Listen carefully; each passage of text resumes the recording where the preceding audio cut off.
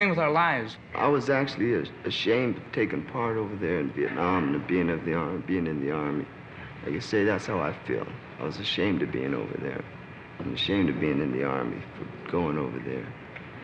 And I never got to go to jail before I'd go there again. That's how I feel. We've always heard that demonstrations in this country hurt the morale of the guys over there. Who wants to say whether it did or not? I know one demonstration, sir. I was in Vietnam when the November 1969 moratorium demonstration, where everybody stuck a little ballot in a coffin with the names of somebody that was killed there, and that was something that I resented very intensely because I knew a lot of people that were killed there, and I resent anybody using their names because they felt a lot of different ways about the war, using their names for any reason at all, for any political reason.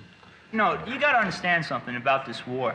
There are guys that are fighting this war that go out in the field, and that's it, man. You are out in the field. You don't have hot meals. You don't have the life of Raleigh. Right. You're out there. You're humping the bush, that's all. And you're fighting every single day.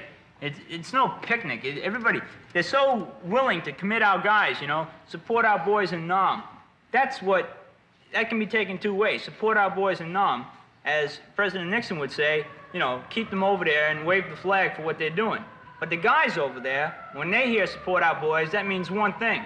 At least it did with the Marines I was with. Bring me home. And if we think that when the last troops are out of Vietnam, that the war is really over, it really isn't. It's going to live in the hearts and minds of the people who've been there for the rest of their lives. It's going to affect their children. It's going to affect our entire culture and our society. There's a legacy from this war. There have been legacies from other wars, but this is a very special legacy. Oh, beautiful for spacious skies. In 1982, I was at the opening day of the Vietnam Veterans Memorial. I was in uniform as an Army Lieutenant Colonel. I'd finished my battalion command. I was wearing my Purple Heart. It had been 12 and a half years since I'd been shot. I was basically over my wounds. And I looked, and there were all these people in they were wearing grubby jungle fatigues and old field jackets, and they had first cav patches on them and FTA and long hair, and they were out there too. I didn't understand it.